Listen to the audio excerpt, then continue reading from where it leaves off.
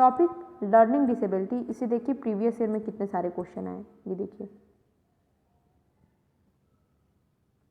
ये हमारे सारे लर्निंग डिसेबिलिटी से रिलेटेड क्वेश्चन है और इसके हिंदी पेडागॉगी में, इंग्लिश पेडागॉगी में, सीडीपी पेडागॉगी, हर पेडागॉगी में इससे क्वेश्चन पूछे गए हैं। Okay, hello student, I hope आप सभी की पढ़ाई बहुत अच्छी चल रही होगी।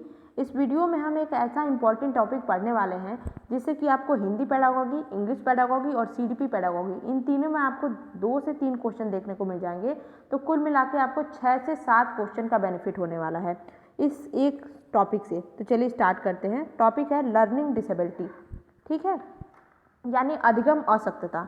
ठीक है, तो अफेजिया पहली डिसेबिलिटी होती है। अफेजिया, अफेजिया जो होती है इसमें किसी बच्चे को क्या है कि वो मौखिक रूप से सीखने में अपने आप को जो है असक्षम महसूस करता है। मतलब उसको अगर आप खड़े करके क्लास में बोलेंगे कि कुछ बोलो बेटा, तो उसको बोलने में दिक्कत होगी। वो एक तरह से अपनी बातों को रिप्रेजेंट नहीं कर पाएगा, अभिव्यक्त नहीं कर पाएगा। उसको अपने आप को रिप्रेजेंट करने में जो है एक तरह से झिझक महसूस होगी, वो अपने आप को असक्षम महसूस करेगा।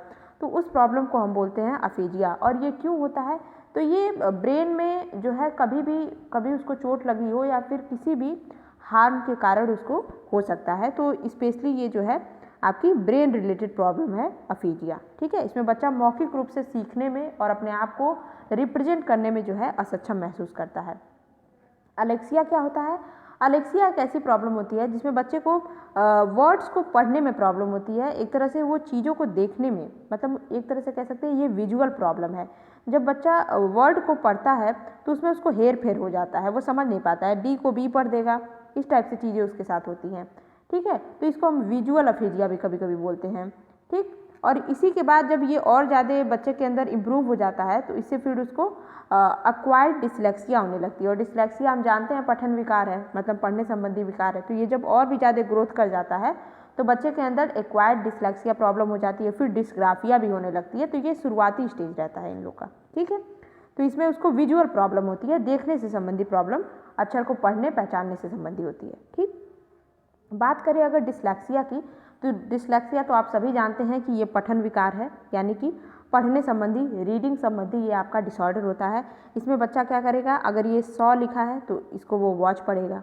ठीक है, मतलब वो वर्ड को पकड़ नहीं पाएगा, कभी कभी एक लाइन ही छोड़ देगा, कभी कभी एक वर्ड ही छोड़ देगा बीच में से, पढ़ते पढ़ते स्किप कर देगा इसको। तो कुल मिला के उसको पढ़ने संबंधी जो भी डिसऑर्डर होती है उसके अंदर, उसको हम डिसलेक्सिया के अंतर्गत जो है डील करते हैं। ठीक है, तो डिसलेक्सिया एक पठन विकार है।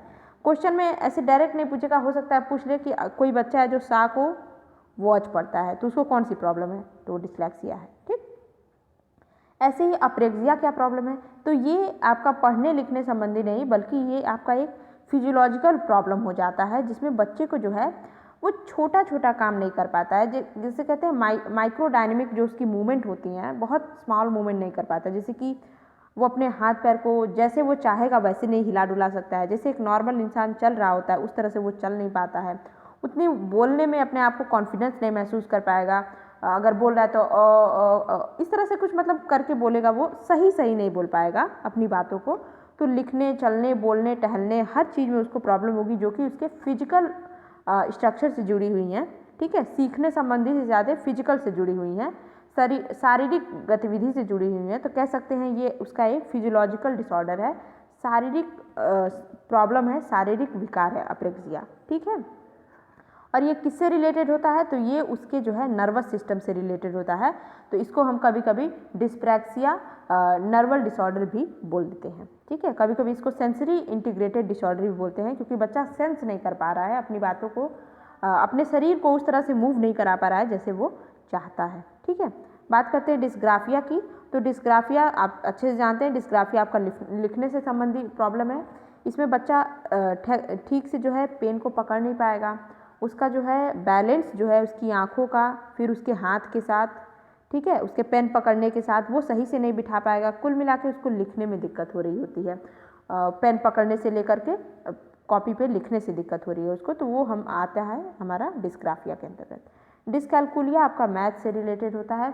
इसमें भी कई तरह की चीज़ें होती हैं, जैसे उसको कहते हैं डिस्कैलकुलिया, उसको जो है लेक्सिकल डिस्कैलकुलिया है, वर्बल डिस्कैलकुलिया है, ग्राफिकल है। तो मैथ में जितनी भी चीज़ें होती हैं उन सब में अलग अलग कैटेगराइज किया गया है। मतलब ये कुल मिला के मैथ से रिलेटेड उसको प्रॉब्लम है, अंक गणित से यानी कि संख्या से उसको रिलेटेड प्रॉब्लम है डिस्कैलकुलिया। ठीक, डिस्थीमिया, जैसे मैं डिस्कैलकुलिया में मान लीजिए क्वेश्चन कैसे बनेगा कि कोई बच्चा है वो ग्राफ में लेफ़्ट टू राइट जाने की बजाय इधर से इधर कर रहा है, मतलब कुछ उसको ग्राफ से संबंधित प्रॉब्लम है, तो वो किस प्रॉब्लम के अंतर्गत आएगा, कौन सा विकार है, तो वो आपका डिस्कैलकुलिया है। ठीक, डिस्थीमिया क्या होता है, तो डिस्थीमिया जो है बच्चे जब बहुत ज़्यादा स्ट्रेस में रहते हैं उसको वो अब कुछ बच्चों को आप देखेंगे वो खुद ही खुद मन में पता नहीं क्या बड़बड़ा रहे होते हैं, सोच रहे होते हैं, नॉर्मल बच्चों की तरह नहीं होते हैं, उनके दिमाग में कुछ ना कुछ चल रहा होता है, वो कुछ ना कुछ सोच रहे होते हैं और सोचते सोचते कभी कभी बेहोश होकर गिर जाते हैं, इस टाइप की उनकी कंडीशन हो जाती है।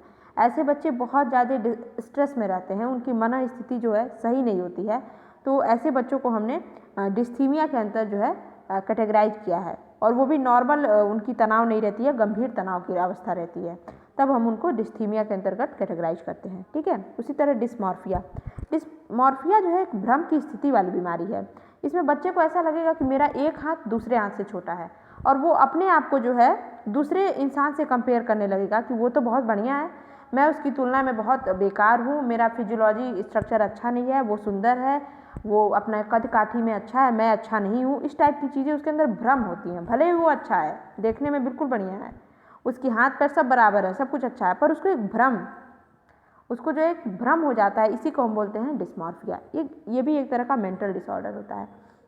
तो यहाँ पे हमने हर तरह के डिसऑर्डर देख लिए हैं और आप इसको अच्छे से कर लीजिएगा। इसी तरह से मैं शॉर्ट वीडियो में चीज़ें लाती रहूँगी जो कि आपके एग्ज़ाम के लिए इंपॉर्टेंट है।